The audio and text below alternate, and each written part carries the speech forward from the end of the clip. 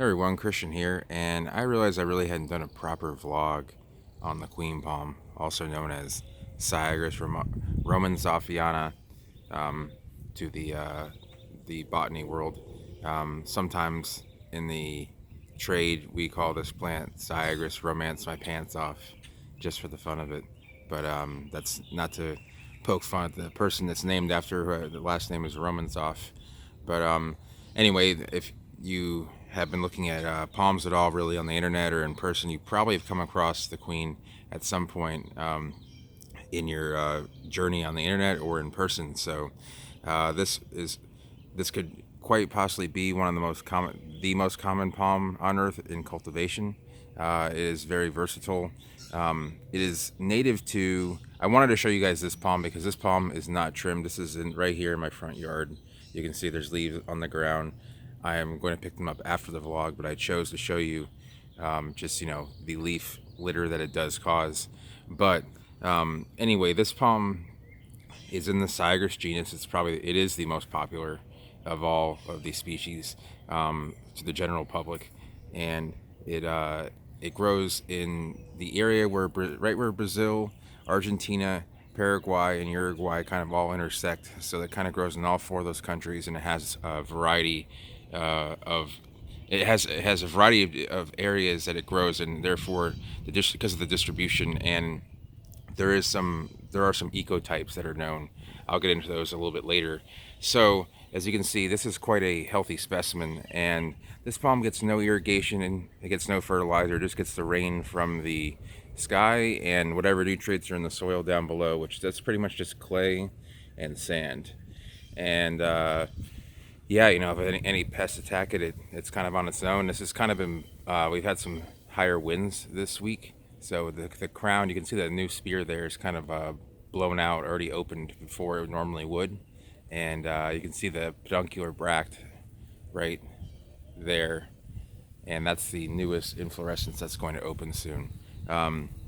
So it's one of the biggest palms in the genus, and it also is the most one of the more plumose and large species. So there are other nice plumose species that exist, are ones such as Syagrus amara is semi-plumose. It's kind of bipinnate. Then there's it's not coming to mind right now, but there are other. Syagrus ancona is another palm. It's not quite as thick. It's a thinner trunked palm. It's known as the Colombian foxtail. It's actually very pretty, but it doesn't have the stature that this palm does have. So the reason I think this palm is so popular is that it was kind of marketed as a coconut alternative back in the 70s and 80s, and was actually once called Cocos plumosa, and that no longer exists. Cocos is a monotypic genus. It's the only palm in there is a coconut. So back to Syagrus, this goes to. So this palm grows in pretty much any climate that doesn't get below 20 degrees Fahrenheit, whether it's the desert, the tropics, or anywhere in between. So here, we get up to 95, 97 Fahrenheit, most of the summer, and then we'll have no rain for a while, for like 6 months, and we can get down into the low to mid 30s. But this palm grows equally as well in Miami as it does in Los Angeles and Houston, unless they get a massive cold snap. But also does well in the southern Europe, northern Africa, southern Australia. I mean, it grows pretty much anywhere you'd like for it to, and it can look equally as well in any of these areas, whether it's Mediterranean, subtropical, tropical, and even in desert areas. So, the fruit of this palm is also a great starter plant to germinate because it is pretty plentiful. It comes right off the tree on most of these here, and you can see that this right here, it's about 3/4 of an inch long, 1/2 an inch wide, and you can see it'll have 3 eyes on it. It should be right. It's hard to see because they're kind of dark and their fibers are kind of covering it, but the 3 eyes kind of are each areas of germination, just like a coconut. It's like a miniature version of a coconut, essentially. they're a close relation. Pretty all Butea, Syagrus, and many other species in the Butinii tribe have those three eyes. You can actually germinate three plants from one seed if you want to try hard enough. So this palm was I think this was, let's see, this palm was planted here when this house was built. It was the first house in the neighborhood in 1980. It may have been planted a few years after, but it's at least 30 to 35 years old. And you can see that probably the first 15 years it got up to right where that bend is in the trunk. So that's about 10 to 11 feet. And then the last 15 years it probably only grew that much. After they get to a certain height, they start to slow down. But you can see it has a nice healthy crown. It has the white base and the petioles. It has nice big fluffy plumose leaflets. The lower leaflets have a little bit of a deficiency there, but not much, especially for one that doesn't get any fertilizer. So, and it seeds profusely. As you can see, there are seedlings coming up there. You can just see the broader leaf ones with some ribs on it over there, and probably some behind there that I can't even see. So the good side is, it is a easily grown specimen. Also, the fat middle part of the trunk holds a lot of moisture and energy that that during times of drought it tends to fare pretty well. The problem with this palm is that when it does get poor soil, stepped right on a frond there. It does get poor when it does have poor soil, or does not get even what we can offer it here in Florida. It can look pretty ratty, and that's where it gets its bad name. Why, it's not really a palm favored by collectors, and it can also be a little bit dangerous. There's some unknown dangers that in my opinion exist, and I think they're a little bit scary. That peduncular bract there, when that thing opens up and falls down, if you can see right there, there's one about to fall down, and there's one there. Those things can stick right into the ground like a big javelin, and you don't want to really be around for that. Also, you can see obviously the leaf litter is pretty bad. I haven't trimmed this up in a while. In fact, I usually just pull the leaves off.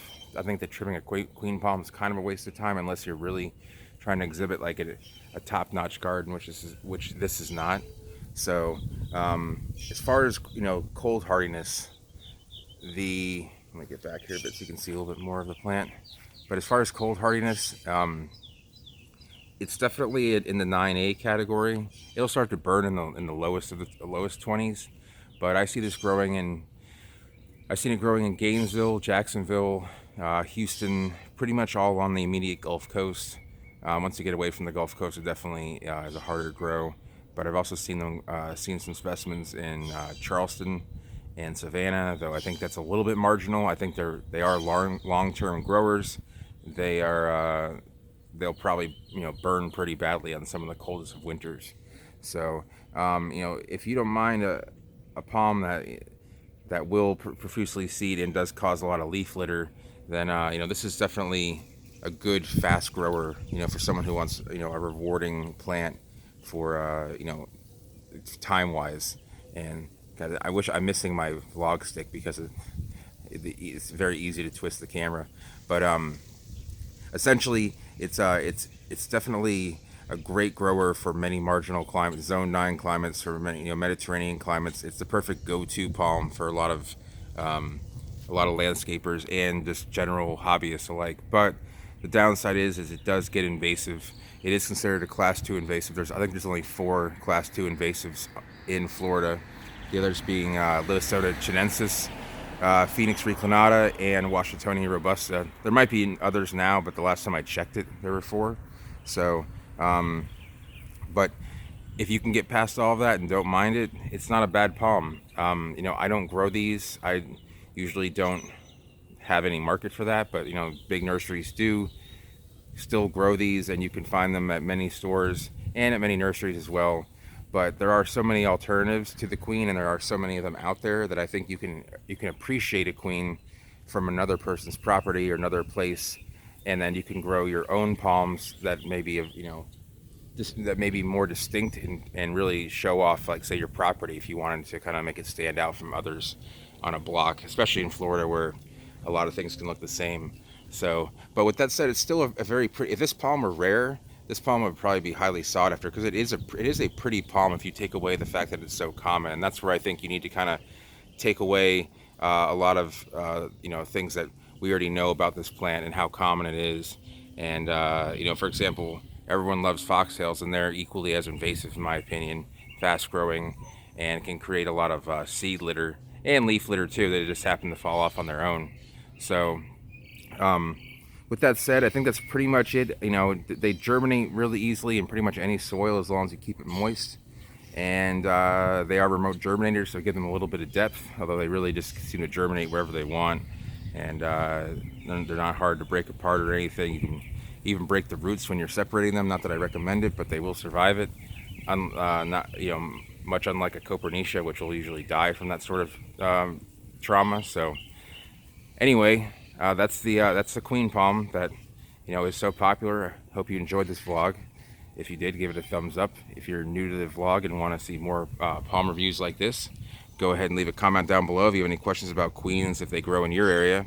And if you if you're I think that's it. I think put the go ahead and add the notification if you do subscribe, because I do go live a lot, and we have a little conversation group going on a almost daily basis now whenever I can go live. And we have a good time talking about palms and other palm related activities, our PRAs.